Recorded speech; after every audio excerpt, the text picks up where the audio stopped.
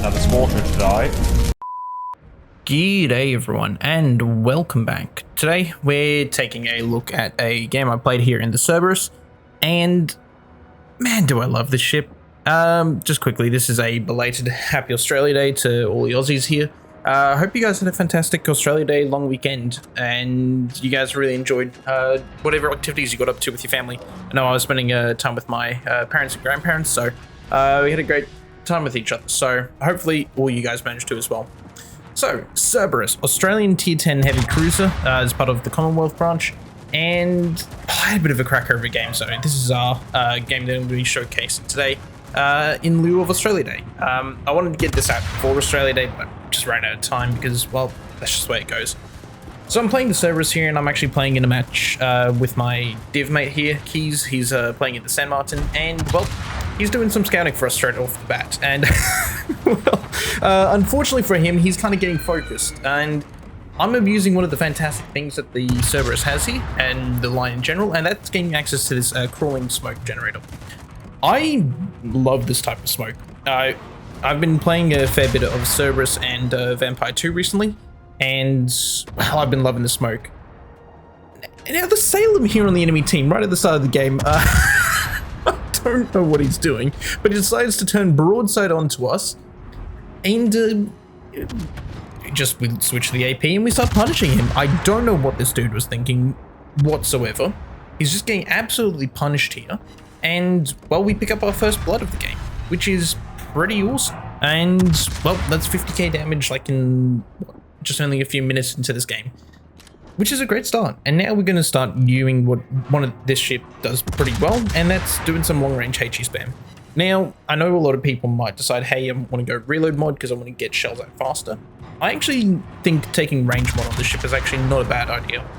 And the reason being is it allows you to sit a little bit further away, and when you're using a smoke generator like this, you don't necessarily want to be getting too close, because at the end of the day, you are still a heavy cruiser. Your detection does kind of bloom out a decent chunk, even though you are in smoke.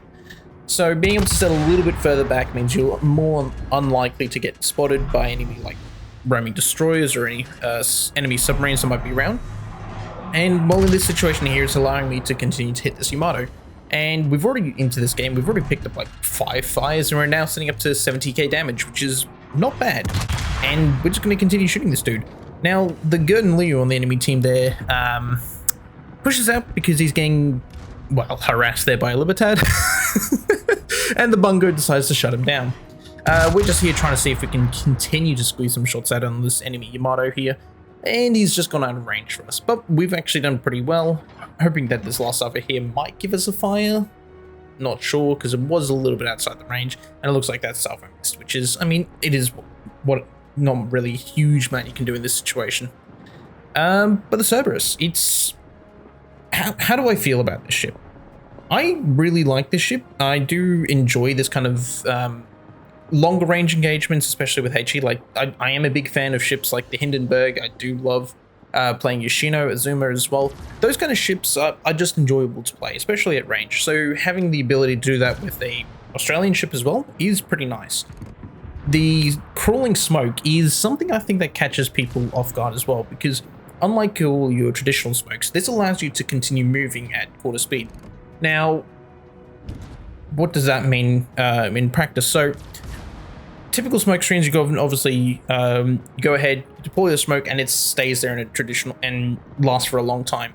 What's different about the Commonwealth smokes in particular is the fact that they have extremely long action times, which means they can keep pumping out different amount, a new puff of smoke, and that goes on for a really long time, whereas the actual cloud of smoke doesn't last as long. So that means you can actually keep moving with the ship. And you don't want to be going faster than quarter speed or 12.5 knots, because if you go faster than 12.5 knots, you'll actually outrun your smoke. And that goes for every single ship in the game when you're deploying a smoke screen. So if you want to be staying inside smoke when you're deploying, well, if you want to be shooting staying undetected when you're deploying the smoke screen, make sure you're traveling under 12.5 knots. Pro tip, otherwise you will get spotted and you will get blapped, like I just did. And that was from an enemy Slava. Yeah, this thing is not renowned for having great armor, let's put it this way. And unlike, say, any of the British heavy cruisers. I mean, this is like a theoretical upgrade of I believe, what was it, the Albemarle, or one of the counted classes that's in the British tech tree. And well, it doesn't get access to that super heal. It's just got a standard heal, but that's quite alright. I think I don't mind not having a super heal, because it does mean you can take a few more hits and use the heal still to that full extent. Because when you start taking citadels in a super heal, your potential to fully heal that back gets absolutely nuked. This ship as well, you get access to arguably the best ASW in the game, in my opinion. And what do I mean by that? Firstly, you've got access there to the submarine surveillance consumable. So you're able to spot enemy submarines for yourself from a decent range. You just pop that and boom, here comes a submarine. You've also got access to 3 separate charges of depth charges. So you're able to actually go after submarines really quite effectively with this ship, which is, yeah, really quite a nice thing. So if you hate submarines, this might be the ship line for you. I love playing the, what was it? The Encounter, the Tier 9. Oh, the Tier 9 in this line is so fantastic. One of my first games in that thing, and I popped out a pretty incredible game in that. Unfortunately, I don't have the replay for that because that was several patches ago.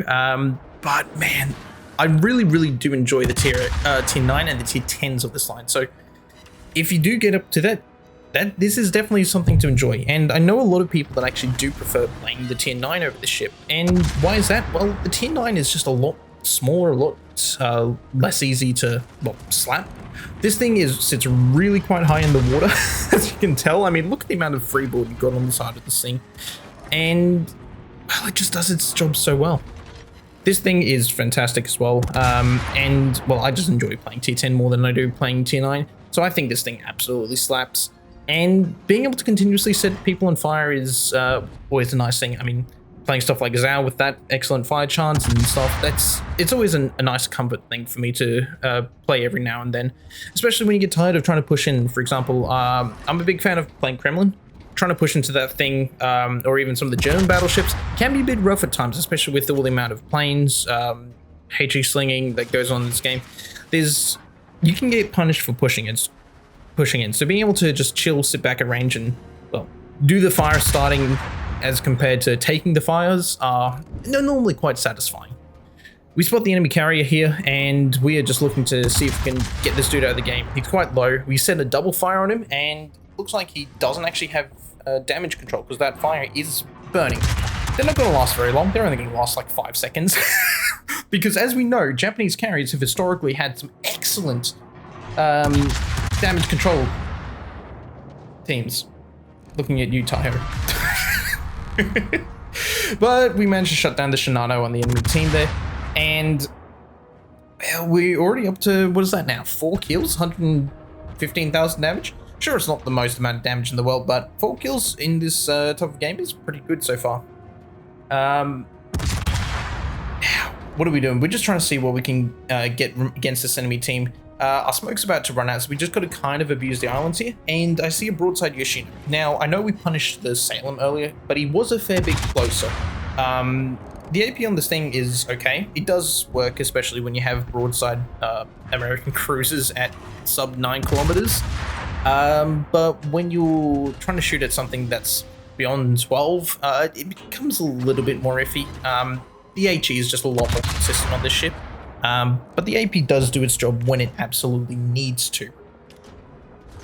Try and get that off, and then all of a sudden a Ragnar gets spotted. And we're going to fire all 12 guns at this Ragnar, and we're actually going to do a pretty decent chunk of damage there. 9 hits into him and sets a fire. The HE on this thing slaps, and it's not like too awkward to use as well. I mean, the shell velocity may not be the greatest thing in the world, but it's still very easy to work with in my opinion. The fire starting as well is not bad. I mean, as you can see, we're already up to 12 fires in this game. And you've actually got some nice torpedoes as well on the ship. I mean, the torpedoes go out to 13.5 kilometers, so they're very quite usable. I mean, sure, you don't actually have a lot of them. I mean, you've only got 4 per side, but that's normally enough. And I mean, if you want to be playing something that slings a lot more torpedoes, well, go ahead and get yourself the Brisbane. It's got the same torpedoes, I do believe, but you do have an extra launcher on each side of the ship, so it's a lot easier to use that. Plus, you got stealth radar. It's a Minotaur with HG, and that ship's a lot of fun to play. You do have to be a lot more careful though, because you don't get smoke, and you're a super light cruiser. But I do enjoy playing the Brisbane, and I might make a video on that at some point in the future. But the Ragnar pops up again, and we're just going to do our best to shut him down, and we do manage to do so, picking up our Kraken as well, 150,000 damage at this point. And then I try and see if I can maybe get some shots there into the enemy Shino, and he's just gone down, and unfortunately the Conqueror did as well, even though he was just out of range. Now we're in a bit of a situation here. We're pushing Bowen here against an enemy Moskva.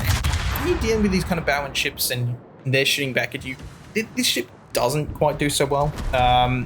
Yeah, as you can see, like, I'm eating quite a decent chunk of damage, and that was a broad, well, frontal AP there from the Moskva. I was also eating a couple of shots there as well from the Mecklenburg that's all the way out on the flank, and I get set on fire here. And I actually think I'm going to go down.